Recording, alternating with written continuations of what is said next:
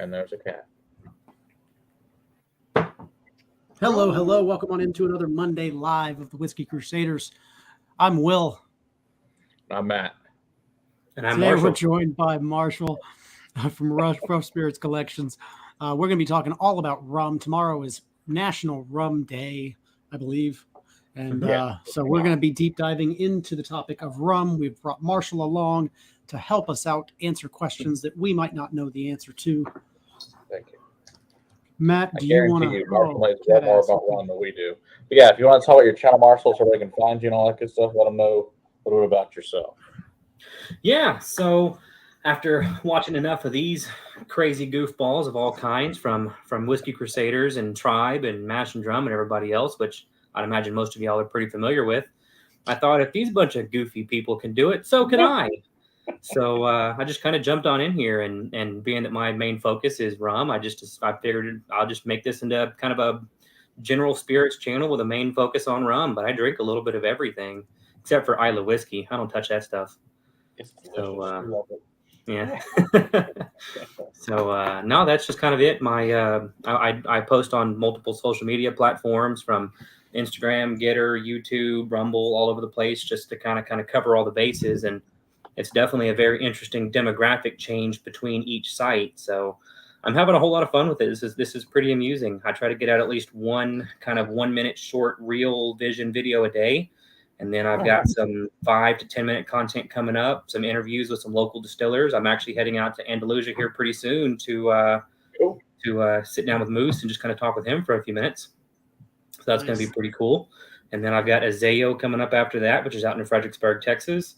And then I'm hoping that I can get Emma to sit down with me. We talked about it a while back.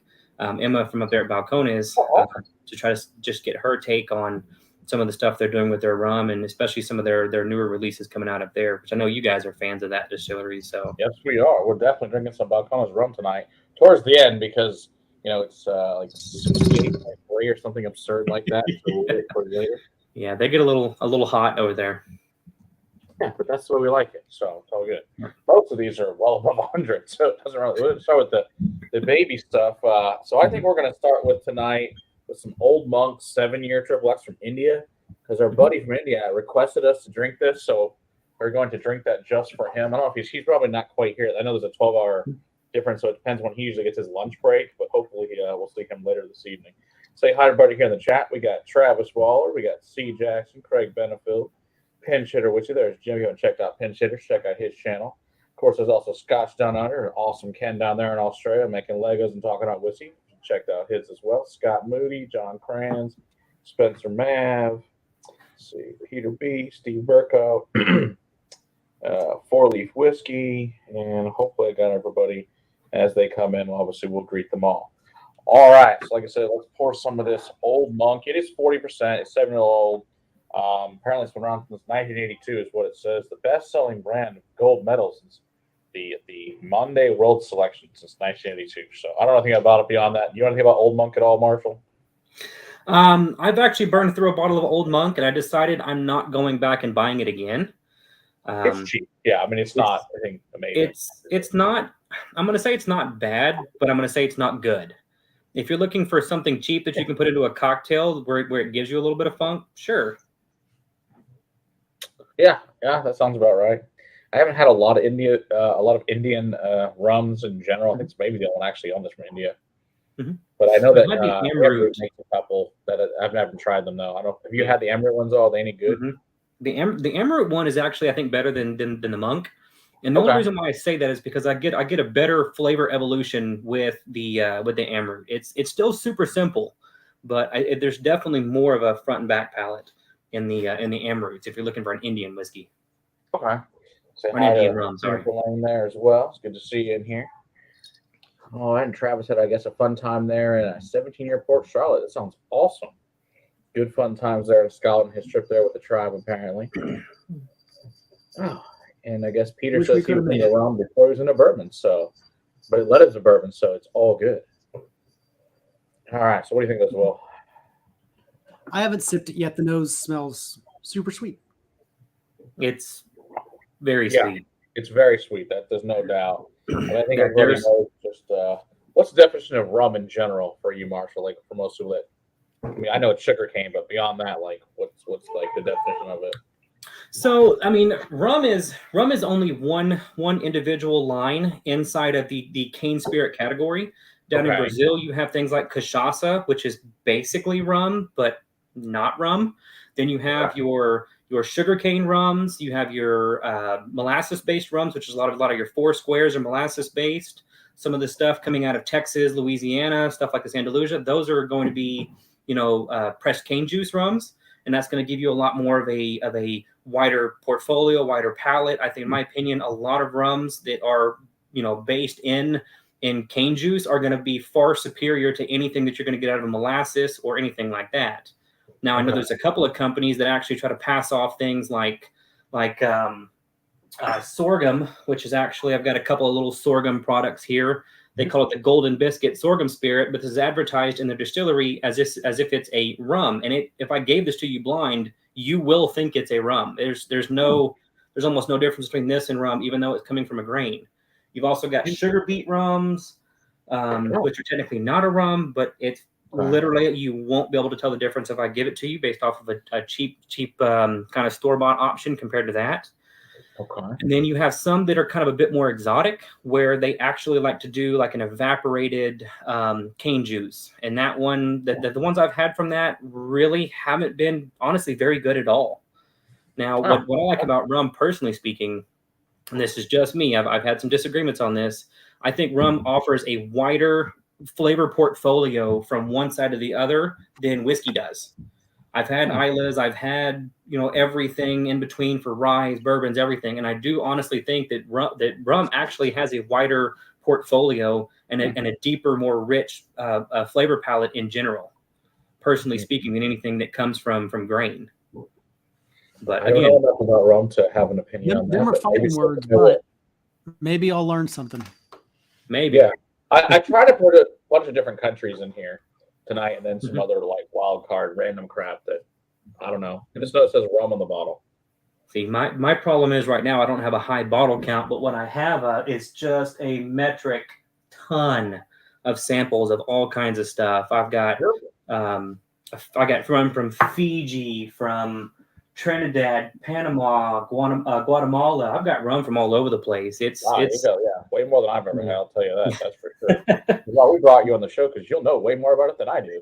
Say hi to Andy and SoCal Buns. How you guys doing? Before this says having some of my husband's plantation pineapple rum. Oh, very nice. So is that a pineapple flavor rum, I assume, or is that a type of rum there? So, I mean, I like flavored rums, but I know Will doesn't, so I didn't put any of them in there. He would not be very pleased with me at all if I gave him like coconut rum and shit like that. I personally like that. He will not, so I did not do that to him. Coconut's my least favorite. Reviews to torture him with. It'll be fine. I'm assuming we're moving on to the second 40%er. Yeah, that's the Treaty Oak from Texas here. That's what I figured. I put them in proof order. I'm glad you put that on there for me. That is yes. I figured you would appreciate that. So, all right. So, what do you know about this Treaty Oak Barrel Reserve rum that is 40%?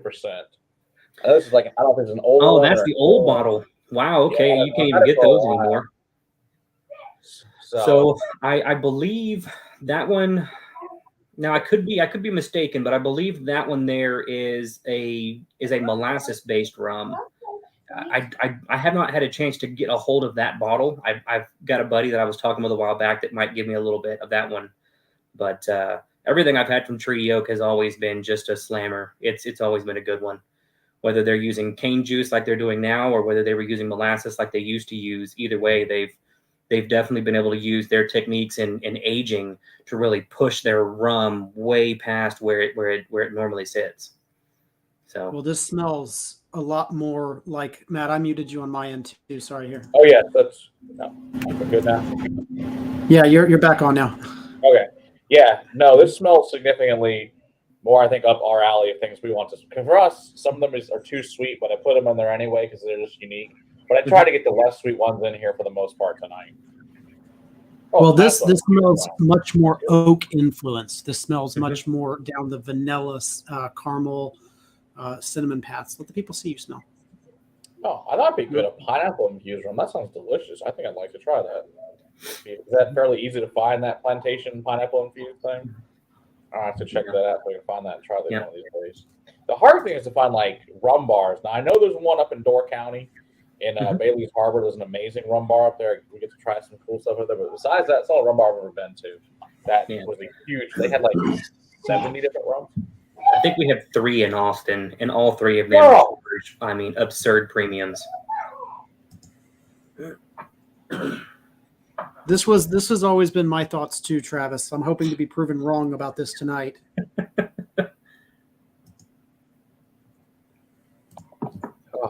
She's being quite the tool this evening. This smells like I'm going to enjoy it. I've never had a rum from Treaty Oaks that I haven't enjoyed. Oh, that's why I have no, because it was on the Yeti. There, is that better? Yeah, that's actually much better, Matt. Yeah, well, I didn't realize it wasn't on the Yeti. That's the problem. Hey, Chris, how's it going? Almost, see everybody down there from Australia. There's a raisin quality on the palate of this one. Mm-hmm. I enjoy the heck out of that. Now, is there a cash strength version of this at all? Not to my knowledge. You know, I know that there was a store pick down in what was that? San Marcos, New Braunfels area. They got a store pick that was close to what their cask strength is, but it wasn't quite up to that same level. So, and honestly speaking, rum aged in Texas and especially our super hot climate, it's easy to reach that hazmat level strength. Yeah, like that. That's a valid point. Like very, very easy. Rum will increase by in nature of what it is. It will increase in proof points higher than whiskey will. No, okay, interesting. I had a question about distillation. If you know an answer, is there a designated distillation stopping point, or is it kind of like vodka where you can go to the moon? Or it depends on your country. In the UK, it's actually I think 10 proof points lower than America. I think it's, if I'm not mistaken, it's either 159 or maybe it's one. I can't remember exactly the UK. We can basically take it all the way up to 160 if we please. But I know some distilleries that take it all the way up to 190, and that's terrifying. So what they'll do is they'll bring it all the way up to 180, 185, 190, and then they'll just bring it back down. They'll let it rest. They'll bring it back down again, and then they'll barrel it. I know of 2 distilleries that actually do that. But generally speaking, every distillery and every distillation cycle that I know of, that I'm aware of, is usually between 140 to 150. That's the general rule of thumb, is 140, 150. So there may not be an actual rule about how high you can distill it to. If some companies are going all the way up to 190, is there a barrel entry proof, or obviously barreling's not required. No, so there is no barrel entry proof. There's nothing like that in rum, unless you're in very specific islands, like in Jamaica, they have an entry proof, but that's also different than what the UK has, which is different than what India has. So each individual area, it's not necessarily like bourbon where it's got to be 125 or lower, or it's not like that. It's kind of free for all, and that's one of the big things that you got to watch out for in rum. Is sometimes, I know of a company out of the Caribbean that is literally barreling at 80 proof, 40% ABV. What? That's way too low. That's incredibly way too low for aging. But they do it because they're using barrels. They're basically just using the barrels as resting devices. So it's gimmicky. It's so that way they can dump it into a Solera system and say they have older liquid than they do. It starts with a Z. You know what I'm talking about. Wow. All right. Well, not a surprise, I guess. But guess it is what it is. Hey, Mr. Great Shot, how's it going? So Stacy wants to know: has anyone tried Renegade Rum? I'm curious if it's good or it's Mark. I don't serve it Rainier. I'm not sure how to pronounce that new project. So I'm gonna take a super deep dive in that tomorrow. And I'm gonna do a live stream on my own channel for Rum Day, and I'm gonna take a super deep dive into all the aspects of all of that tomorrow. But what I can tell you right now is that's going to be that is an agricole style rum that is basically taking sugarcane from one region, one farm, distilling that down, and then releasing that as one individual rum. So that way you can take different flavoring, different sugarcane varieties from different parts of islands and different parts of the Caribbean and show kind of what that terroir is in each one region. Because each type of sugarcane is going to give you a different thing. What we grow here in Louisiana and Texas is different than what they're growing on the Demerara River cutting through the middle of Guyana. It's a completely different sugarcane. So if you were to take both of those, crush them, mill them, ferment them the exact same way with the same yeast and everything, you're going to come up with drastically different variations in rum. And the whole part about the Renegade is just to be able to show that individual terroir of each one of the individual farms and varieties of sugarcane. Oh, that's very cool. All right, let's see here. Oh yeah, I guess that is his spirits. That is his channel's name, Rough Spirits Collection. Mm-hmm. It would be mean if his parents named him Rough Spirits Collection. That seemed like be very rather rude. But whatever. Yeah, the actual name is I'm the only Marshall. one with my name actually on screen. This is true. All right, here Jennifer Lane wants to know, what's the flavor difference distilled to 190 versus 140 to 150? It's the higher you go on proof for sugarcane, the more light fruity notes you get out of it. The more mango, the more pineapple. No matter if your yeast and your distillate really promotes that or not, what's going to kind of really set that super ridiculous, over the top fruity sensation is that super high distillation period. In my opinion, don't ever take bourbon above 140. Don't ever take rum above 150. Plain and simple, just don't do it. There's never a reason to do that at all. So, but you can get strop, which is 160 in the bottle, and that's terrifying. Wow, yeah. Yeah. So, what's like the fermentation time usually on rum, like compared to like whiskey?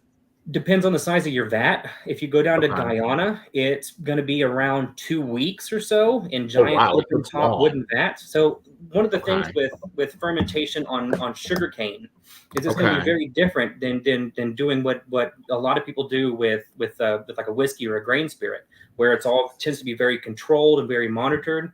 A lot of the Caribbean islands outside of some of the bigger distilleries like Foursquare, Appleton, things like that, you're going to have a lot of just wild yeast fermentation where you pitch a little bit of yeast into, say, 3,000 gallons. And if something naturally just grows, if a bee lands on it and brings in something, or if something falls into it, it just kind of naturally grows and it ferments on its own. So that's kind of where you have to start taking into consideration the individual marks that are on the bottle. So if you ever pick up a bottle of rum and it says, Hampton LROK, or it says the El Dorado VP or WP, what those basically are is they tell you what kind of fermentation and distillation processes are on those bottles. That's so what that means. There's massive cheat sheets online to tell you. There's hundreds of rum distilleries that do different marks. I'm actually noticing on some of the Louisiana rums, I'm starting to see some marks as well. So we now have an American designation system for the bottle being the companies are being transparent using basically a small coating on the front of the bottle. So it's a very complicated thing. This one smells much more like the first one that I poured. Matt, I poured one of these that says XO on it. Mount Gay, maybe? Oh yeah, Mount Gay. Yeah, that's Barbados rum there. It's the XO Mount Gay. Don't have that one. Hey, Dustin, if you guys haven't checked out Top Shelf, check out Dustin and Mike's channel for the review of all the awesome, expensive whiskeys that they review. Yeah, I find for me, Mount Gay is very sweet. We've gotten some of the special ones because Mount Gay is also owned by Remy Cointreau, and we have a really good relationship with them. And so we do a lot of stuff, of course, with Brooklady and Westland, and have for years. So they usually send us their special releases of those as well. We get samples of that. And I like them, but to me, they're just too sweet for my personally. So what do you think about Mount Gay, Marshall? Yeah. So this one Mount Gay is a part of a very interesting. Well, Mount Gay comes from the island of Barbados, which is also where Foursquare, Plantation, and St. Nicholas Abbey all produce and bottle and blend stuff. Now, there's a very interesting thing with Mount Gay where they do stick to their values pretty hard, and they're kind of, in my opinion, pretty far behind the times. If you look at a lot of whiskey, there's a whole lot of like independent releases. There's a plethora of different things. The Octomores have individual releases, all these other different crazy things. That really doesn't happen a whole lot in rum. At least it didn't until about the last 3 years or so. So Mount Gay is finally jumping on the train of releasing a cask strength. They're releasing, special oak finishes. They're releasing all kinds of other things. I think their base products are okay. I don't buy them because if you're going to buy a rum from Barbados, I'm going to recommend you go with a Dorley's, RL Seals, a Foursquare. Get something from there. I think you're getting a better quality rum. You're getting a deeper, richer flavor for the same price.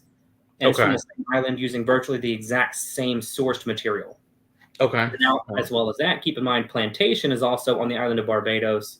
And there's a whole thing with geographical indicators going on right now that is kind of turning the rum scene in Barbados kind of on its head. So that's going to be a very interesting thing to follow here coming up in the future. Yeah, I haven't had a whole lot of I actually don't even own any Plantation rum. I don't know why I don't. I just don't.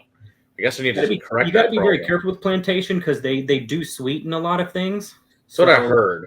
There's actually a brand new brand. So I have to say the only thing that I know of that Plantation does not mess with as far as color or flavor is actually their in-house made brand, their actual on-island made brand called Staci's. And they're actually at Total Wine and More. I think they're also in some smaller stores, but Total Wine and More buys the vast majority of it. And that's a very... the new make is very lemongrass and yeasty forward. And then the aged stuff has, in parentheses, 1% of additives, which is basically a caramel coloring. So it's aged, I think, 4 years. Honestly, it's a good one. If you're looking for a cocktail mixer to replace something like a is it a Probitas or a Plantation 3-star, the Staci's will give you a very good cocktail mixer, and it's all made right there on the island. So interesting. All right, I'll have to check that out too. Sherry learned more about rum than I think I've ever knew in my entire life. Dude, I could talk about this for hours. Well, that's good. That's why we brought you on, because, like I said, we don't know squat about rum. Yeah, we know what we kind of like. That's my knowledge of rum, and it's made out of and you explain more about the sugarcane, all the different types, which I didn't know any of that stuff existed either. So unfortunately, I don't have any Mount Gay. The closest thing I have is actually this Black Tot sample that I had gotten a while back, and this is actually a mixture of Mount Gay and Appleton 12-year. And this has been kind of pre-mixed and pre-batched in for a very, very special release that Black Tot Rum out of UK does. But I mean, this is just the Jamaican funk added to what y'all have in your glass is all this is. Okay. Oh, and it's so good. All right, so Plantation Extreme is a range. I guess that's got cask strength natural rum with no additives, and then sounds great. And I guess hey, about it, Jeffrey here says, Marshall, you're always dropping knowledge and impressed with the info. Absolutely. All right, very nice. Just wait till tomorrow. I plan on going 3 full hours of just full on nerd. Wow. Hey Ben, good to see you, Ben Demon Hunter. Always good. So he wants to know. The question is, do you mix the Kraken with Ardbeg 5 Wee Beastie? That's the real question. If you want to vomit, yeah, that's it. That probably would not be a great combo. I mean, I have a bone to pick with Kraken, and if I ever get a chance to speak to a rep or somebody from them, they're not. I have like a mini bottle, the Kraken. It was so freaking sweet. I'm glad I only bought a mini bottle. You know it, Dustin. You know it. Just means happy. So believe it or not, I forgot about Real McCoy. I have had a sample Real McCoy. I got some actually downstairs that Ashley Campbell sent me like a couple years ago. That stuff was good. I did like that stuff. Real McCoy is made by RL Seals there at Foursquare, so it's all Barbados rum. So Dorley's, Real McCoy, all of those, the Foursquare Exceptional Cask releases, and the old Barbados rum, they're all literally made by the same person in one distillery. Oh. So the next one I think is another 43%. Okay. Maybe it starts with a D. Oh yeah, so that's gonna be actually good shit. That's Diplomatico 2004 single vintage. Yes, that's one of my favorite rums ever. So yes, yeah, this is a really, really good one. I bring it out once a year for Rum Day. Fair enough. I wished I had one of those, man. Oh, I love this bottle. They're gone. I cannot find them anywhere. I'd love to buy one. I just can never find. Now I did see the 150th anniversary edition coming out. Oh, nice. They're $1,300 a bottle. Okay. Yeah. Then I'm gonna pass on that. Man, I want one. Staci wants to know: doesn't Plantation make the stingent pineapple rum that Teeling uses? I don't know about that one. I don't know. I don't outside of a couple of kind of very intricate things that transition between the rum and the whiskey world that are usually on the higher end scale. I'm not sure what they do there. I can ask Teeling. We can find out. That'd be interesting. I'll text them and find out. God, I don't even have it. Yeah, this smells again more up my alley as far as totally different flavor components going on. There's a fruitiness in there. There might be one around here, actually, Marshall. I'll look and see if there exists of this bottle. Keep in mind, Diplomatico does not make the promise of keeping things clean and straight. They will add either a plum wine sweetener, or what they'll do is they'll backwash their distillate or their aged distillate with a little bit of the watered down molasses wash and sugar wash. Okay. So they do that for batch consistency, and they do it just to make things better. Apparently, Google answered her. I know that I tried like some of the cheaper Diplomaticos, and they had a lot of like licorice flavor to them. Yeah, they have a lot of things added to them. Yeah, the standard Diplomat. So the Diplomatico Distiller Series 1, 2, and 3, number 4 has been postponed for a long time because of the COVID stuff. But number 4 should be coming out either late summer-ish, hopefully, is kind of what we were told. But it probably is going to be around Christmas time before we actually get it out to the mass market. Okay. But those are guaranteed to be less than 1% additives. So I don't know if they're doing something. I don't know if maybe they've just kind of backwashed before barreling, and that's kind of why they're admitting to something. At least they're being transparent about it. But yeah, I don't like adding to do that. That's just kind of ridiculous. No kidding. Yeah, it's always a plus on drinking someone else's backwash. That's always a good, solid choice. This one is a lot. Yeah, I've heard that Holmes K is good stuff. I think I've tried some different samples from them, but I don't have any. Dude, I will rep that brand all day, every day. They have, I think, 3 different ones here of it. Oh, dude, they might have 3 ones there. So Eric K is actually the guy or Eric Key. He doesn't care how you pronounce it. He actually came down into Austin with us to the Austin Rum Society meetup and did a full-on tasting. We were down at 7 Grand, which is just off of, it's just downtown Austin. Mm-hmm. And we walked through all kinds of crazy things. High ester rums from South Africa, a 17-year aged Belize rum that was aged in Belize. So it was oaky but sweet. It was amazing. 24-year, I think it was what was that one? Fiji? It was a 24-year Fiji, and then something else as well. Yeah, something like that. Cool. He's sourcing all kinds of amazing things. Very cool. Privateer is amazing. Okay. Mm-hmm. I know I've seen that brand. I haven't tried anything from them either. Privateer is made up north. Has layers in it like a 15-year-old whiskey does. If that makes no sense. Mm-hmm. They're not the same layers, and it's not as fruity. It's definitely much more down all of the sweet territory things, but there is like canned peaches. There is you kept on saying plum. My mind was going to like a grape, just like that dried raisin. It reminds me of some of the XO cognacs we've had. Kind of like that.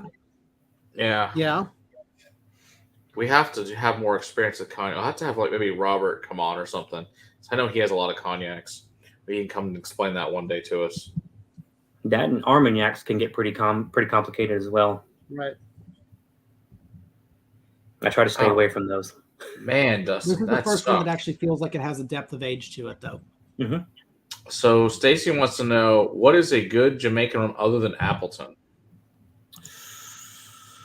I mean, if you're going to get a good Jamaican, I really think you need to go with something like one of the Hampton releases or a Long Pond. Go with Bob Marley. A Worthy Park 109. Those are absolutely phenomenal, but you're starting to kind of climb in the esters, so that funk and that ester count is going to start coming up inside of the Hamptons, the Worthy Parks, things like that. So just imagine taking everything that you like about the Appleton 12 or Appleton 15 year and just ramping that up and adding way more layers of flavor on top of it. Oh, Dustin, I would cry. Dustin broke his his one great bottle of rum taking a turn at 90. Oh yeah, it's go. You tried it at Mirage, and nice. Yeah, it's good stuff. I like it. Did you buy a bottle or just try it? I've had this bottle for like 3 years, something like that. I've had it for a while.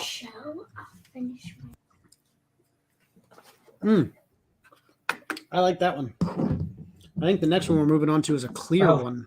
So pitch hitter. I've got to come clean with you, buddy. I saw them on the shelf. I saw these privateers on the shelf for quite a while. They're here in Austin. They're actually pretty common. I can get them in almost every one of our mom and pop shops. But I really didn't know a whole lot about them, and I didn't realize just how thorough and how dedicated they are until we sat down with them one night as in the Austin Rum Society and just went through every aspect. You know, this guy went from telling us the story about how he was just he had kind of not a whole lot going and wanted to start this up and all the kind of trials and tribulations that he had, and now he's looking at releasing barrels to independent bottlers and just kind of reaching out all over the place. I've adored every single thing they've put out so far. I mean, honestly, I don't think there's a single thing. And they're actually one of the first producers of a bottled and bond rum, which most people think bottled and bond's a whiskey-only product, but it's actually any American-made spirit. So you can do like an agave spirit, technically speaking, and make it a bottled and bond. But Privateer's actually done a bottled and bond, and I think they released it at like 6 years, 4 months, if I'm not mistaken. I could be wrong about the time frame, but that sounds right in my head. Interesting. Yeah, Matt, I guess a clear spirit at 48%. All right, so we have to be careful with this one. This is a Claren Vaval. This is from Jason Coates. So we wait on this one. This one, I tried it prior. I really like this, but I think it's so insanely different. We don't want to wait, Will. This is like going to peated Scotch. This is the Isla of the rum world. Yeah. We might want to wait on this one. Even though the proof's lower, here's the deal. It's not going to matter. You're going to taste that tomorrow morning. Yeah. All right. You're going to taste that tomorrow morning. So save that for the very last if you can. Yeah. So we're moving up to 50%? I guess so. Yeah, I guess we'll do what? You want to do this one? The Denzen, the vatted dark rum.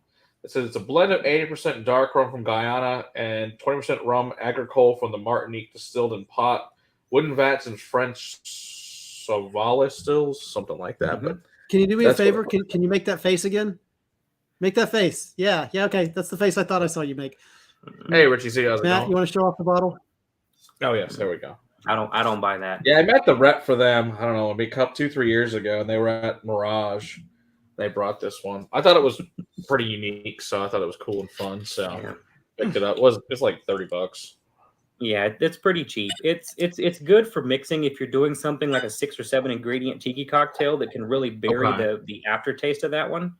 But I don't find that that's worth the product. That's worth the buy, in my personal opinion. It's weird, so I like it. We got the chat agreeing with you here that Claren is wild. So. Claren's freaking wild, bud. It's Matt, you had that stolen release, that 6 years. Yeah, I've got it here for us to try tonight, so I've got that out too. Okay. So we'll have that one. I've got that sitting right here. Oh crap, I had it. Where did I put it? Yeah. Where did I move it to? Right away. So this smells like here it is, right in front of my face. Oh, there you go. I've got that one too. And this one here is a whole nother animal in and of itself here. This one would probably be good right before that Claren. Hey, Donald, how's it going? Good to see you. This, Matt, to me, smells like 95% rum, 5% gin. Okay. It's got even on the palate, it's got a little bit of that juniper. Yeah, it is specifically juniper. It's very unique, which is why I like it. It's different. What you're probably getting is a little bit of that. It was only 46, so that agricole sensation of that Martinique is really what you're getting in there. Yeah, I don't find that it mixes well at all. Yeah. Oh, interesting. Okay.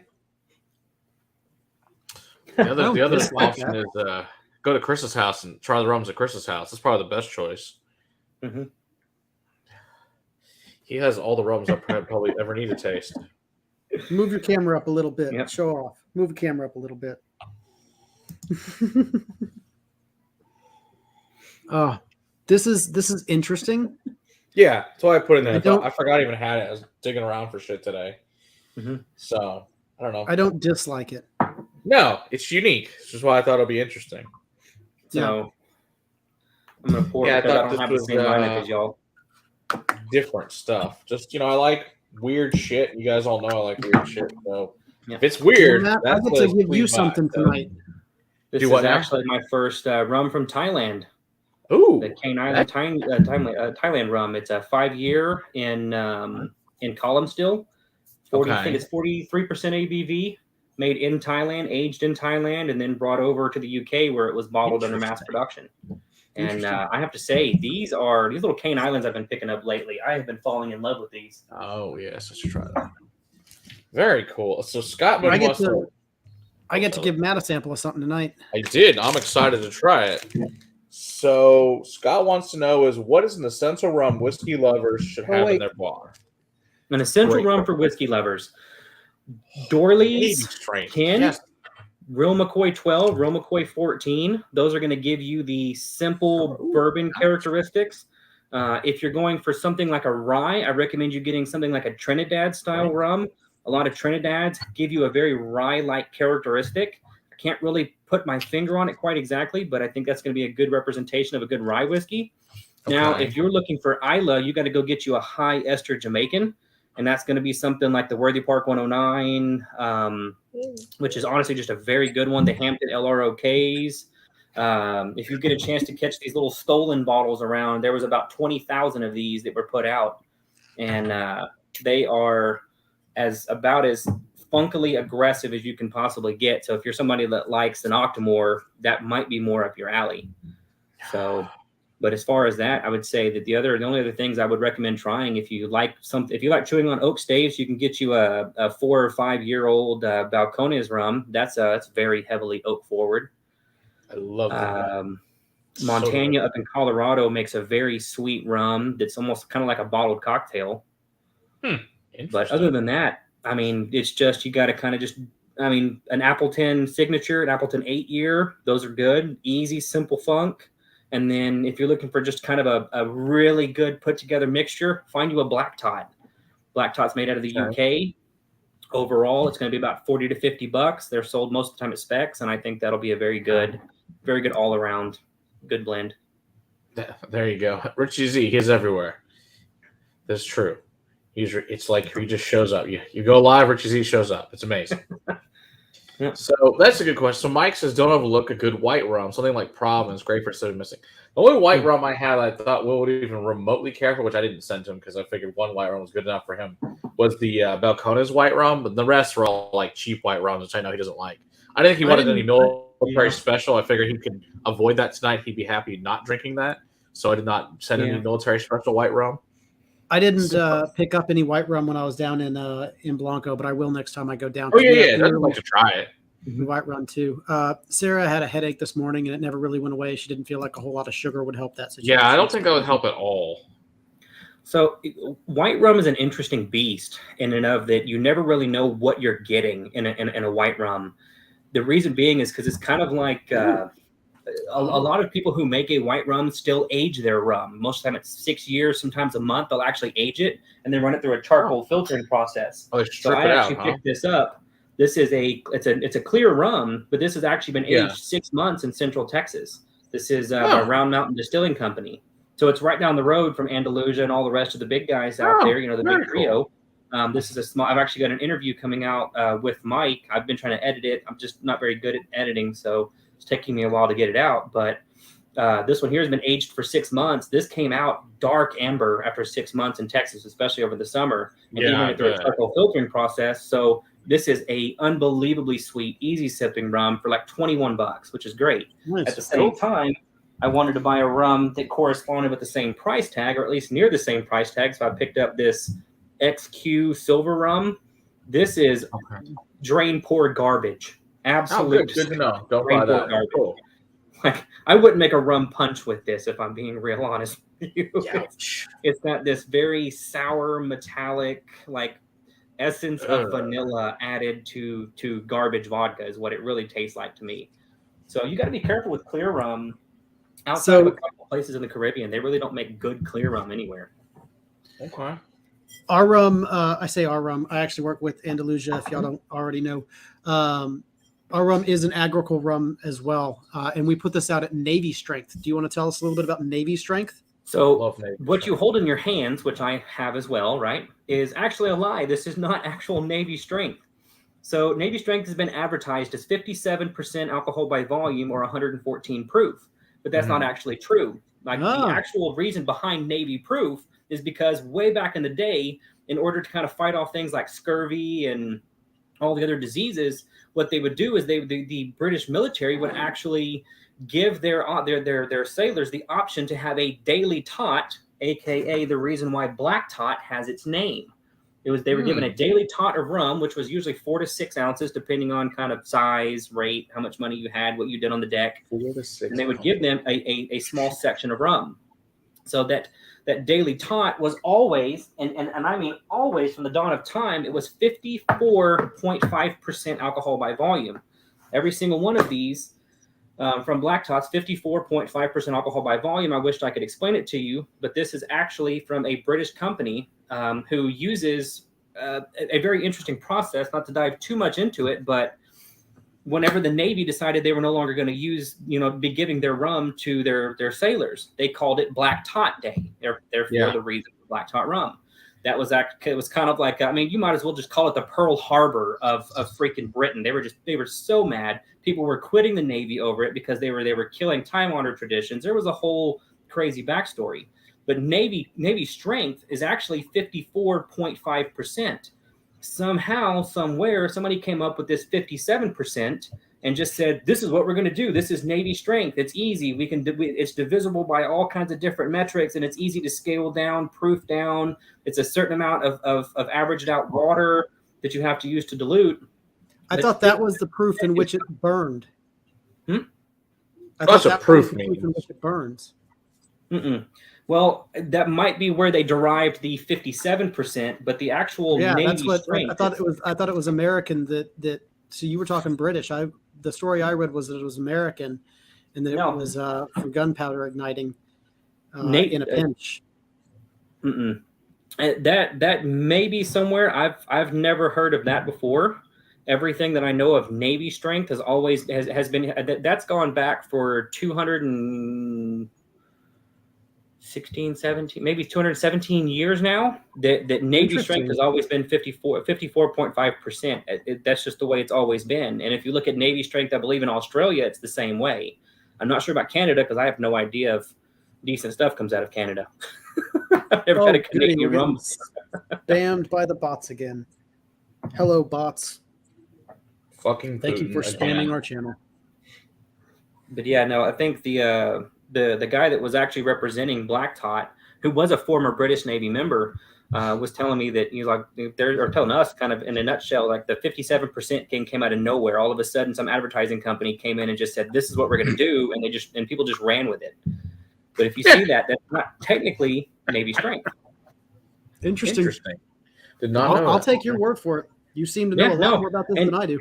And honestly, there might be something in America where 57% is kind of a significant factor. I'm not personally aware of anything being significant outside of the fact that there was a couple of companies that were just advertising they had a 57% ABV rum, and they just decided we're going to call this Navy strength because it's close enough. So mostly it was a marketing term then. That's funny as shit. There's a lot of, and that's the problem with rum. It's so heavily screwed with because of marketing. Well, a lot of things. Yes, the bots for everyone. Well, we hadn't any bots in a while, so it has to get going again there. Hey, John, how's it going? I'm glad I can bring you this next one here. This is really good. I like this rum. It's very unique. Totally everything I ever had. I really like that, Will. That's really good rum. Well, and like you was talking about earlier with the agricole rums, depending upon where you're getting your sugarcane juice from, it's going to be widely different. I like that. It's the very style different. Very unique. It's the style of rum that has the most terroir in it as well. So not only are you getting, different canes, different types of cane, but you're also getting cane grown here versus cane grown, somewhere else? Well, so like I have 3 rums here that were actually sent to me recently. A new make, a Blanc, which has actually been aged and filtered, and then the Queen's Share version of the exact same new make that was also aged and filtered as well. Now, this is all cane sugar sourced from about 30 to 40 miles down the road from where Andalusia's sources there came from. And these are the new makes, and I've had the new make from Andalusia. These are nothing alike. They literally couldn't be, as far as cane sugar rums go, they're drastically different. They are wildly different. Now, part of that is also yeast and where they decided to make the cuts. I don't necessarily. I think they went a little too narrow on the cuts for the Andalusia, but that's something I want to talk to Moose about and figure out where they decided to kind of run their cuts at. I think they ran it way too narrow.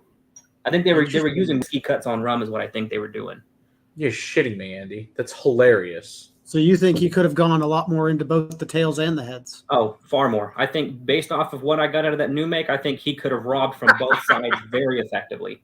Yeah. Wow. And generously that'll be good to know for the next runs.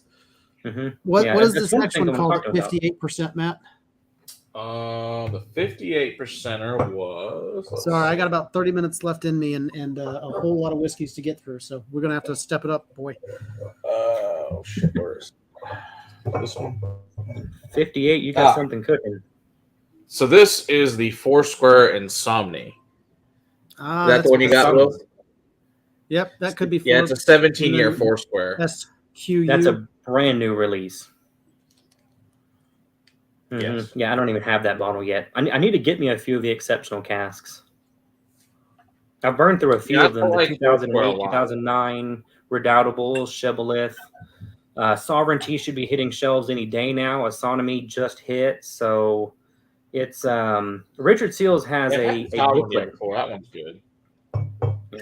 Did I say whiskey? We got a lot of rums to get through. Thank you very much, Dustin. No, it's me on my shit. Yeah, I at least sent you a 14 this year. I think last year we did 23 or something fucking absurd with Swami on. It was insane. Yep. We also went at 9:00 last year because we didn't have karate late. So, oh look, there's our friend back. It's the Mega 69. It's so lovely.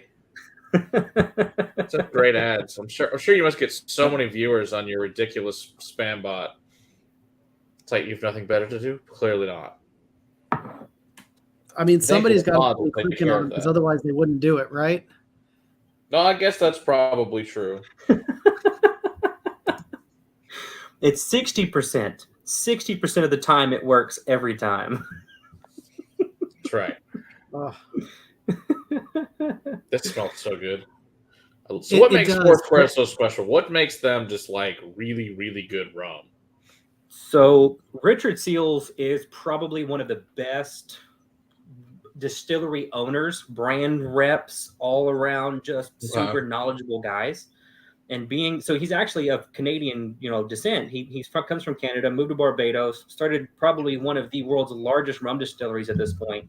It's kind of debatable on who's the biggest, but there is no additives, no extra sugars. There's nothing. It's molasses, a mix of pot and column still molasses distillate that is aged in Barbados using ex bourbon casks. I believe as well the way that Richard Seals does it. If you see something like the Zinfandel or the Tawny Port or whatever the other wine cask finishes are, it's not a finish. Yeah. He doesn't age a bunch of stuff in bourbon. What he does is he just takes a port barrel and just fills it full of new make rum and ages it for 14 years. So he's actually aging in those barrels. So that gives you it gives you a much more deep, rich characteristic. Plus, like they've got things dialed down, I mean, to a T. It's running a full professional operation. That's how they can stay so consistent on top of so many different brands. But he is a big proponent for the new GI for Barbados to make a rum from Barbados or Barbados rum, fit into all these different categories to make sure that people like Plantation can't bring in crap, sugared down, added crap, and then make it into a product of Barbados. So, okay, so I just got a really big, nice article from Eric about Navy strength, and it's from Pussers or Pusers, how the hell they pronounce it. Pussers. Yeah, Pussers. They have a huge thing about Navy between 54 and 57, and started in 1655 when the invasion of Jamaica.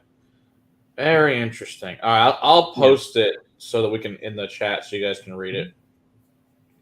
All right, let's put that in there. It's very long, and I'll read it later, but it sounds really cool. Ooh, unicorns. Those are fun. And rainbows. Dustin would like to know your thoughts on the importance of aging rum versus whiskey. Does rum need to age like whiskey, or is there a bit more to it? Crappy rum needs to age. Good rum does not. Oh, wow. Plain and simple. Okay. So it's kind of like good tequila, same concept.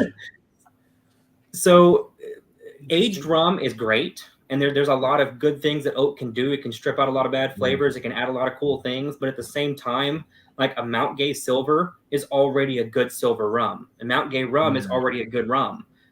All you're doing is just layering stuff on when aging in an already good new make. Now you get something in there like, what am I trying to think of here? I don't have any crap rum at the current moment. Well, honestly, I could probably even use that. You can go with the Barbancourt. You can go with that Haitian rum, the Barbancourt rums. You know, they still have a little bit of added sweetener to it, but this is not a good distillate. This is not a good new make. So whenever you have a bad new make, you throw some oak on it, and then honestly, you can make it a little bit better. You can make it more palatable. I still think the Barbancourts, even the 15-year, make good mixers. I don't find that they're that great on sippers. And I like a lot of the other Haitian rums that are not Barbancourt, but next Foursquare, I think, Matt, 2009. Oh, I've already killed that bottle, unfortunately. Yeah, we'll do that. We'll do that 2009 next. Like I said, these get drank usually about once a year, and for when I do rum tasting for people.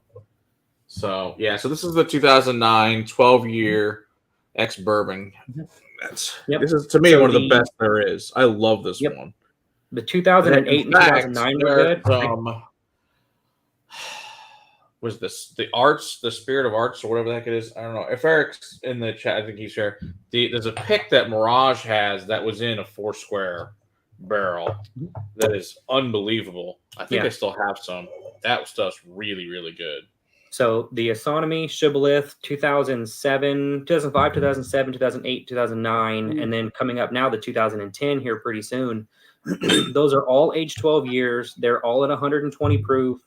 No additives, no sugars, 12 years aged on Barbados in a tropical climate. So that's going to be the closest thing to bourbon that you're ever going to get in a rum. Oh, Bacardi Gold. Yes, that's crappy. You know what's even better? That's discontinued, Bacardi 151. So I still have a bottle. Were you saying that this is probably the closest thing? I've got that one in Black Seal as well. Or Gosling. This is, again, has so many layers, and it's got a depth of age to it. It better for $100. Okay, that's fair. Yeah, it's better because the Astronomy I think was like what 145, 149. The Foursquare so all the exceptional cask releases basically start at like $90 and go up. Yeah, so they're not totally all worth it too. Okay, here it is. Yeah, it's Barrel from the Art of the Spirit in the Fall. It's that's so I helped pick that one with Eric and with William. It's a truly fantastic whiskey. So it's the first time I've ever seen one finished in a Foursquare, and it is the 2009, the Mark. Whatever the hell was there. Wow. So that's what it's in. The difference between 08 and 09 is going to be more of a flavor drift than a really singular idolized difference. You will notice some difference, but you're going to get the same consistent, amazing palate. And honestly, I love the finish on those exceptional casks. Yeah, I've got some of the Master Series too, but I couldn't find it tonight, so I didn't send it over. It's somewhere around here. I don't know where. I have not had one of the Master Series yet. When I find it, I'll bring a sample of the ball for you. Sweet. Yes, the flaming shots from the college. Well, so it's a fun story at 150. I think I've told this before, but Marshall might not have heard the story. So we were in Aruba back when I was 18, and we walked to the local grocery store. We already, of course, had all-inclusive, all you can drink. But, of course, when you're 18, you need more alcohol in the middle of the night. So we walked to the grocery store, bought a gallon of 151 rum for $6, and then continued to consume this entire gallon with about 14 friends that we made there that were all underage, and we had a great time. Mixed it with chocolate ice cream. Like, we must have mixed it with like a giant bucket, like an ice bucket, from a hotel room of chocolate ice cream. Yep. Great choice. It's okay. It's the same night our buddy Dave also consumed an entire bottle of Blue Curacao that night. Yeah, it was he woke up in the ocean and vomiting blue. It was beautiful. So the Don Q is actually a Puerto Rican rum. I had to buy the 151 here because I'm in a cocktail competition trying to come up with a new unique cocktail using Don Q products. But as soon as you add anything to a Don Q product, you kill it immediately. You cannot identify that you've used Don Q in it. So I have burned through this, and all of this has just been making cocktails 1 ounce at a time. And I cannot make this work at all. I'm struggling like crazy to make a cocktail with this.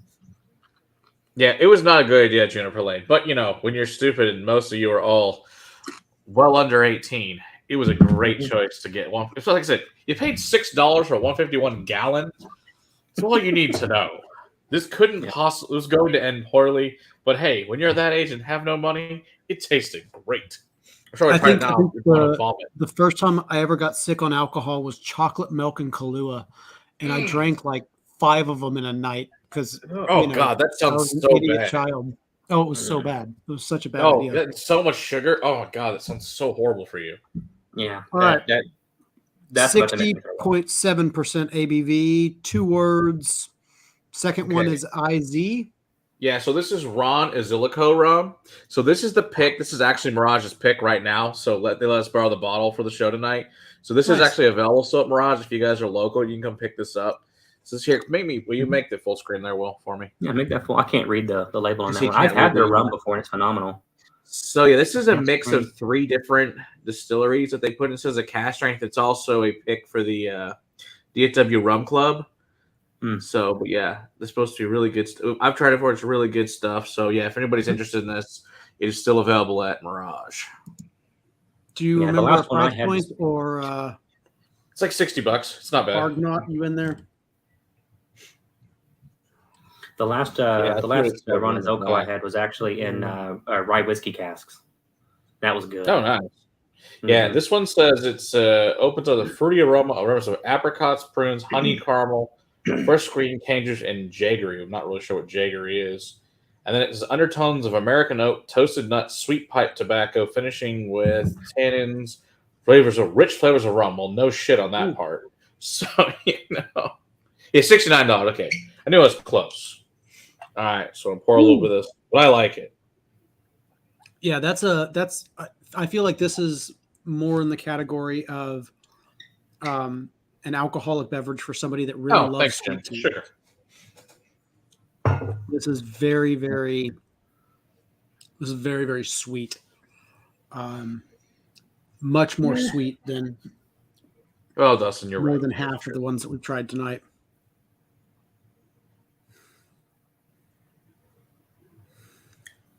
Oh, it's good though. It's very different than we've had tonight, but very good. Yeah. I liked it. It's a little more oaky to me. A little more effervescence than the other stuff. It doesn't have the like so this is more like that molasses. It doesn't seem to have quite the molasses or the thickness of it.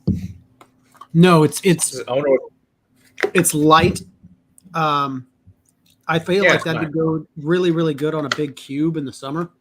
Oh, I bet. Yeah, it'll probably be great on somebody that likes sweet tea. Oh my God, you're gonna pound that like crazy. That would be dangerous. Yeah, this is quite nice. I really enjoy that. It's good stuff. So yeah, if you guys are local and you should go pick one up, it's delicious. All right. Plus, it also Carol, what's over their amazing fun things. You never know what you'll find in that store. 3, 4, 5 more. Where all my Foursquares come from is from Mirage because they are by far the best selection. Mike B. I'm bringing up Coroni here in a minute, buddy. Let's see. What's my math here? 62%. I got another Foursquare or a Stolen. Yeah. Well, let's go Foursquare first, for sure. Foursquare definitely first. All right, so this is a 12-year Foursquare, but this is a Houston Bourbon Society pick. Lucky. We didn't get a single bottle that I could find in Austin. I was trying to buy that the other day. Yeah, well, they weren't supposed to have it, but our friends at Mirage got it anyway. Nice. Oh, and Eric says it's Yeah. fabulous with the cube, that one. So he's already tested that theory. So good answer. Fabulous with a big cube. Yeah. Again, I can taste that. I can understand. Yeah, I like that a lot. It's good stuff. It's all William's fault, though. I like rum because prior to that, he starting the granted, this was like what 5 years ago. He started out with Kirk and Sweeney, the 12, and then I've bought 70 bottles since then. It's all William's fault. So if you see a Kirk and Sweeney 23 year, those have become like collector's items now. They don't have any more 23-year age products. So yeah, I've got a couple of them sitting around here. I love them. If you have the 23 year, I turned on him. He buys them by the damn case. He's gonna be really sad to hear that. Yeah, don't even do it. So now it's Grand Reserva, and it's only it's a max of an 18-year-old product. And I think the 23 is far better than the Grand Reserva. Oh, I agree. 23 is much better. I guess the next question is, Eric, do you have any 23-year Kirk and Sweeney left? Because if so, I guess you might sell the rest of it tomorrow. It's a Set one aside for me. I'll buy it from you. Yeah, I don't. How many do you have? Marshall wants one too. It smells so good. This pick on East Murderside it smells fabulous. Yeah, again, back to the. It smells more like a whiskey. Darker, more into the molasses tones than it was, and the last one to me was much more just sugary sugar. Versus this that actually has a little bit of a darker, deeper, more molasses. Agree. There's a little bit of again with the peaches. I don't know what it is with. I keep on coming into like sweetened canned peaches with like that peach syrup. And I don't know if it's just that sweetness that's making me think of peach, but I don't eat peaches, so I don't really. I don't know if it's that. I don't know if that's the right note. I think that's actually right. I think it's like the peach cling from a can. To me, it's what it reminds me of. Interesting. Although you know what, we did miss the 108 proof acre. Oh, I did, didn't I? It's okay. We'll go back. We'll go back to it in a minute. We're gonna have time. We got 60 minutes, man. Yeah, I think let's move over to the Andalusia. Matt, so you can drink that one. Rum Club. Hey, Galen. All right, let's hit that one real quick. You said this is with Acre Distilling? Yeah. That's here in. I bought this rum. You've got one? Okay. I didn't know you had a bottle. It's all good. I believe this is the rum I bought. It might be. I don't know. Oh, Donald says people in front of down the streetcar sitting in the streetcar have had a healthy amount of rum. Oh, you do have one. I didn't realize you had one. Well, good to know. We can both. Yeah. Now, have you had that one ever, Marshall? The Acre rum? I've never had it. I know people talk pretty highly of it. It's good stuff. We went to Acre. We filmed a distillery tour with Acre, but after tasting their whiskeys 3 years ago, Will. After tasting their whiskeys, I decided not to edit the video. My reactions to their whiskeys was not very good. Well, but I walked out of there buying this because I thought that this was really, really. They make a lot of really good products. Whiskey's just not. The problem is their barrel choices were not good barrel choices, and that's their problem. Right. And because their sourced bourbons were very good, but their gin, their vodkas are all excellent, and then this rum is just fabulous from that. Yeah. So, but yeah, the interview that I did with one of the local distilleries here, I asked the guy, in an area dominated by whiskey, what makes you want to do a rum? And he says, well, I don't even drink rum. I just wanted to do something I could throw on ice. And it just seemed like it was a thing that if I sourced from the only, sugar cane production facility in Texas, maybe I could just take a Texas-made product and distill it and make something that I could put in a glass. And I'm like, you make rum for a living and you don't drink rum. How does that work? And he makes a damn good rum. That's the scary part. That's the part I didn't get. I'm like, how is your product this good And Then you don't again, know, you're not comparing it to anything. Brandon doesn't drink at Lone Elm either. So really? Nope. And Lone Elm was fabulous stuff. Mm-hmm. But yeah, he doesn't anything drink. 5 Points Distilling does is great. Yeah, I love their stuff. Like I like their sherry one a lot, their honey one a lot. That's what that shit's supposed to taste like. So I like that shit Garrison made. I was coming back from Arkansas a year or two ago now, and I sat back out there just talking with him, brought him out that sorghum spirit I was showing earlier. And he's like, hey, you want to come in and just try out some rye? And I'm like, sure, why not? I thought he was going to have a bottle. No, we just tapped barrels for like an hour and a half. Perfect. That's all we're doing. Just we did our pick, 14 barrels, I think we went through to do our pick. It was awesome. Yeah. And that They're rye's really good hot, people out there. I like Lone Elm. They had like 6 or 7 barrels pulled, like bottles already pulled samples out of. We went through those and we're like, no. Yeah, here's 14 and then 14 more after that. Yeah, good times. All right, Matt. Great 1, 2, 3, 4 more. Let's knock them out. What do you have left, Will? I have the Clarin. I have Stolen. Those need to be the last 2. I have Balcones. And then we've got Balcones and then Nashville. And Nashville. Okay. Which are both, 68%? Yeah, something absurd. Yeah, 68.2 and 68.3 or 0.5. Yeah. They're both absurd. Mm-hmm. Nashville's so going to be the more first rum-centric flavor out of all of those. All right, so do Nashville first. I would recommend the Nashville. So we'll go Nashville, Balcones. Yeah, so Mirage got 3 different picks from Nashville. They were all fabulous, but this is the one I chose of the 3. I would have definitely taken all of them, but I'm not greedy, so I only took one because I'm a nice guy. I want everybody to be able to have some, so I just took the one that was my favorite. All 3 were all spectacular. You couldn't go wrong. But yeah, if anybody sees these Nashville picks, these things are great for the money. These things are $70, and they're freaking awesome. I was reading the labels, and I couldn't tell where they were sourcing from. Well, by the flavor, I think it's rather obvious. I haven't had one yet. I can't find one literally anywhere. I will bring you a sample of this one too. Sweet. Yeah, no, I've looked all over the place. place. In my list of rums. Any rum you want off that list, just let me know and I'll bring you a sample. There's a couple of them there that I definitely haven't had. All right, yeah, just let me know. Yeah, perfect. Well, that's so good. Wow. Oh, it's good. That one's got some absolute heat to it. It's got a lot of heat. It's also got a lot of fruit. It's also got a lot of nice oak tannins too. It's just really nice. Yeah, this actually has some leather tones to it. It's a 4-square that was sourced by Nashville. It's awesome. Oh, really? Yeah, but except for the price, you can't beat it. Oh, Juniper! Oh, thank you very much. Let me grab the sword and shield for that. Look at that! Somebody actually thinks I'm knowledgeable. No, they're talking about last week. You're very knowledgeable. You know a shit ton about rum. Not a whole lot knowledgeable over here, buddy. All right. Was the difference between a drunk and a YouTuber now is whether you write it down. Matt, quit clicking buttons. You push. You click it. Get the shield. All right. So Juniper Lane says, "Please keep bringing content like this." And the interview the other day, I love intelligent, knowledgeable people. Thanks.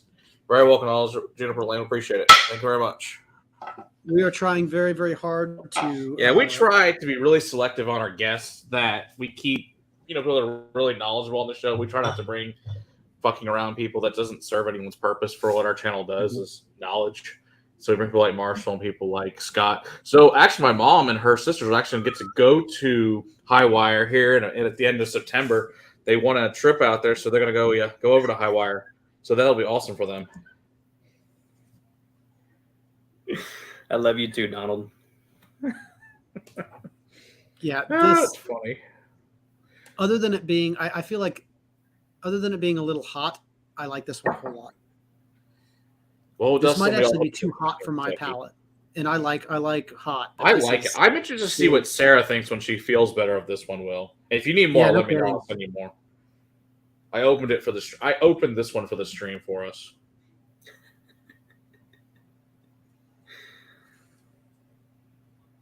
Agreed. I love that rum. It's so freaking good. All right, gonna do Balcones next. Mm-hmm. Yep. Which Balcones do you have? So this is one of the very first ones I ever owned from. This is a 2017. Oh wow! So this is a 68.3. So Matt doesn't never go really through bottles at all. Matt has I think Matt still has bottles that he bought when he was 18. I have a bottle that's from the very first time I went to the liquor store. It's a military special dark rum. I still have it. Yeah, It's Matt doesn't drink what he buys. He has it. He'll have a little bit of it. And then I share a ton He'll of it. collect some more. Hey Matt, how old is that Balcones? How many years did they specify on the bottle, or was that back before they started putting the age statements on them? This is way before that. It just says batch rum 17-1. Oh there's wow! no age Okay, yeah. statement. So This is old. This is like when they that could actually be in the barrel for right like now. 3 years then. Yeah. Yeah. That new release they got out finished in the Isla casks is wild, man. They got a rum. Oh yeah, Trey They was finished telling it me in the- about that. Yeah, I need to talk to rum Gabe. So and when we go Isla down a cask? month and get Gabe Yes. to get us to get one. I So- want one of those. So it's Keep a in rum mind, finished in the Isla it's- cat. Yeah, we need to get it's that, rum and I out- want to get the Peter Sauternes. So I'll talk to Gabe so at least we get them, and maybe we need two. One It's for Will, not one just for me. Isla casks though. They finished it in like Lefroy casks, like first use Lefroy casks. That sounds So, like, amazing. We need As that soon in our as you life. drink it, you're like, boom, wow, that's Lefroy, and then all of a sudden you're just rushed with fruit. I mean, the most vibrant, bright fruit you could imagine. Sounds awesome. Yeah, we're definitely getting that. I will send Gabe a it's message tomorrow. Say, Yeah, Gabe, that- we're pretty pleased when we stop by for the Bachelor's Ball and we pick one of those up. Yeah, so Emma actually brought one down to Crowded Barrel when I was working down there on the Oh, bar. nice. Since I do plumbing, I was working on Crowded Barrel's bar.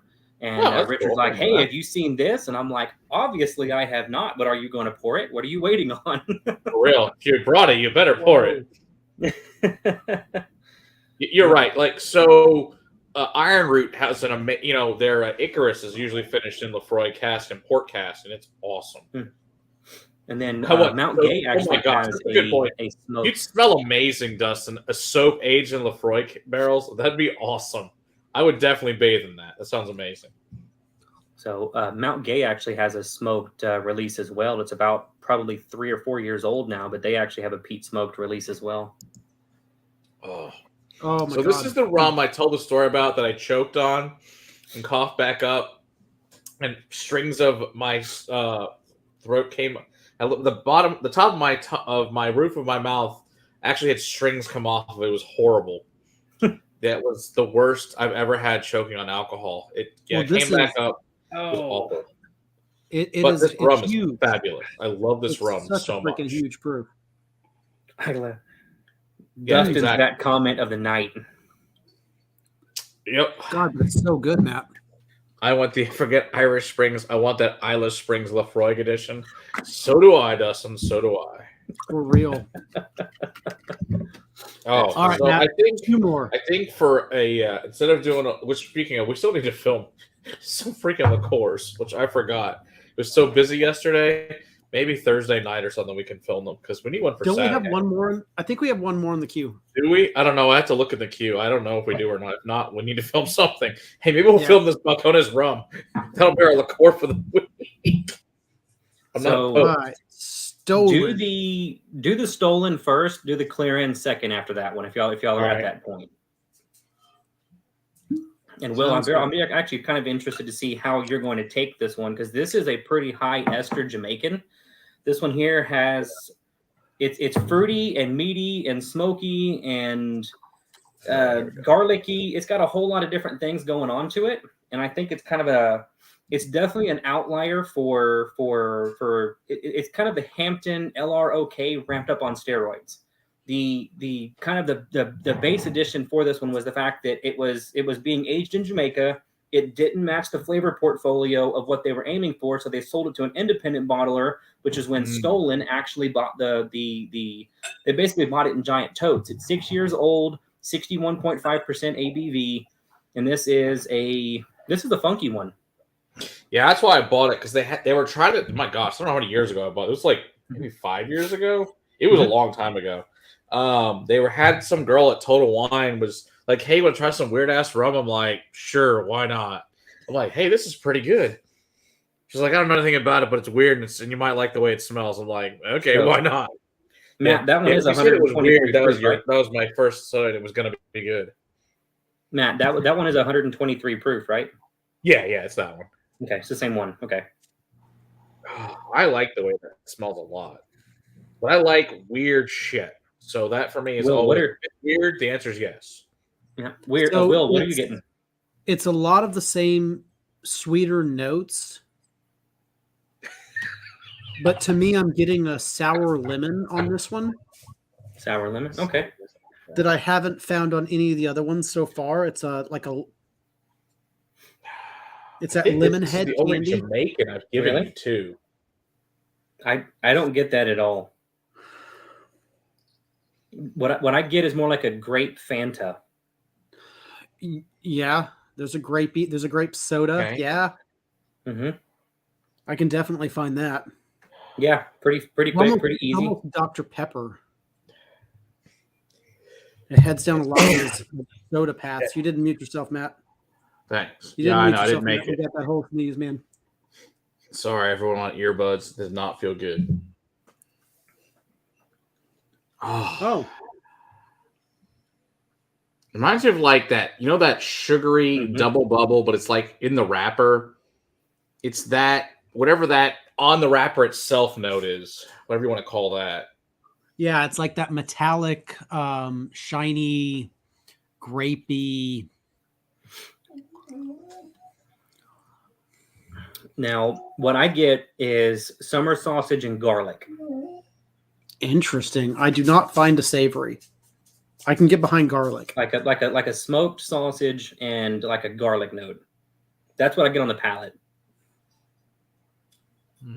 At the same time, that grape note comes through on the back palate. It kind of as everything settles in.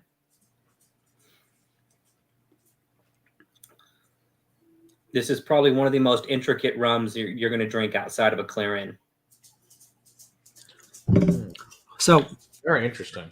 I will say we might have to have you back on with maybe some samples from you that were curated specifically to show me some differences, because what I had tonight was all pretty much in the spectrum of pretty sweet rum.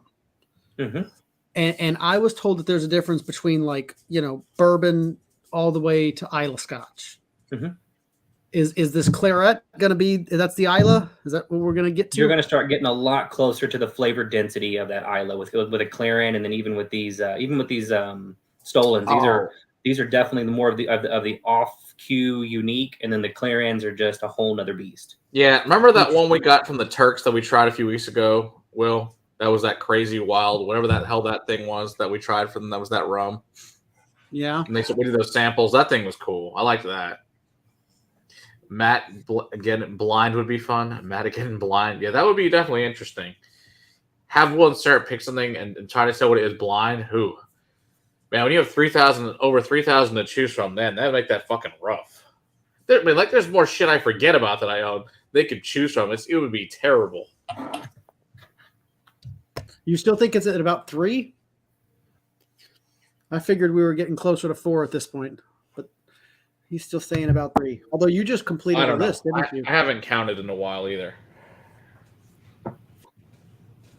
I'd have to count again. I did do a better inventory recently, so I don't know. I'll have to count and let you know. All right, I got a whining dog that tells me it's time to go. So let's get this last one under the belt. Do you have anything coming up on your channel that you want to promote before we get to what we have coming out next this week, Marshall? So tomorrow on Rum Day, I'm gonna shoot for about a 3-hour live stream. Going to do a whole bunch of different in-depths of Jamaican independence. Going to go through the Renegade rums. I'm going to go through a bunch of different kind of in-depth tastings for the differences between some of the sugar cane rums, the stuff being made here in Texas versus in Louisiana, Florida, things like that. And then just overall, I'm just trying to keep up with I got a super busy life as y'all do. So I'm just trying to get out at just a minute long video a day until I can build up some numbers, hopefully get to the point of monetization and kind of have this thing steamroll itself, hopefully. But I'm just going to keep on posting every day and multiple platforms. So if YouTube's not your thing, Instagram, and I had to laugh. This smells to me, Matt, like what the fuck was it called? It was a Brazilian. The word that we both know neither of us can pronounce. The Chicacran, whatever the fuck that shit is. That one. From Brazil that you had us try on the board. You talking about cachaça? Yeah, that cachaça. Word. Like I said, the word we know we can't pronounce. We've done some videos about it. We can't pronounce it. Like that did. This is much more in that realm than any whiskeys have been, or that any of the rums have been so far tonight. Yeah, so Jason Coates sent this to us. Hold on, Violet. Said, you can make it. I want to send you something weird. Oh, God. I'll go ahead and just say what we got. Let's see. What do we have coming out tomorrow? What did I do? Barrel. We have Barrel's new release of bourbon, batch 33, I believe it is, coming up as tomorrow's review video. What's coming out on Thursday? I can't remember. Yeah, another video on Thursday. We might have. We'll film something for Saturday for you. We may or may not have a liqueur video Saturday. It might happen. We'll see. Ooh, if worse comes to worse, we'll post the funny one if we don't get to it. There you go. Yeah, maybe we'll throw that. We'll try to get to something, maybe filming before then. But if not, worse we'll film that one. So here's the thing. Dustin made a good comment. A lot of my videos are filmed in the vertical format because YouTube is my smallest, least performing, I get nothing on YouTube, but every other platform I post on, I get thousands upon thousands of views on a lot of these other platforms. So I post in vertical because most of my viewers are mobile. Most of my interactions are mobile. So I'm going for a vertical format on a lot of my 1 minute content because it's supposed to be on, it's supposed to be a vision or a reel or something of that sort, YouTube short. That's what I'm going for on vertical. Now, anything above 1 minute is going to be pretty much going to be the, I guess, horizontal landscape, the standard, I don't know how you describe it. I'm not tech savvy, but yeah, you're asking the wrong guy. Ask Will. I don't know. Yep. Yeah, I'll take some. Yeah, let's not take some bloopers in every episode, Jim. If you watch the end of our videos, you'll find some funny ass shit. Some of them are really funny, and some of them just whatever random cats or whatever the hell happened, or child screaming, something like that. You just never know what you'll get. I typically anything that I cut out of a video, I typically put at the end, regardless of what it was. Sometimes it's funny. Sometimes it's just the randomness that happens. Sometimes it's us burping. Sometimes we open with that with Sarah burping because it's funny. We are super professional about that at times. It's hilarious. Marshall, buddy, I appreciate the hell out of you. I enjoyed this one. It is absolutely the most different. I don't know that this is as different as bourbon is to Islay Scotch, but I'm willing to have you back on and let you prove that to me. Yes, I'm willing to let you try. Cheers, everybody. Happy Rum Day to you tomorrow. Absolutely. I hope you tune in to Marshall's channel and watch that 3-hour live stream and learn even more about rum. It should be fun. Cheers, everybody. Absolutely. Hope you have a good evening. Cheers, everybody. See you guys next week. Cheers. Monday, if not before then.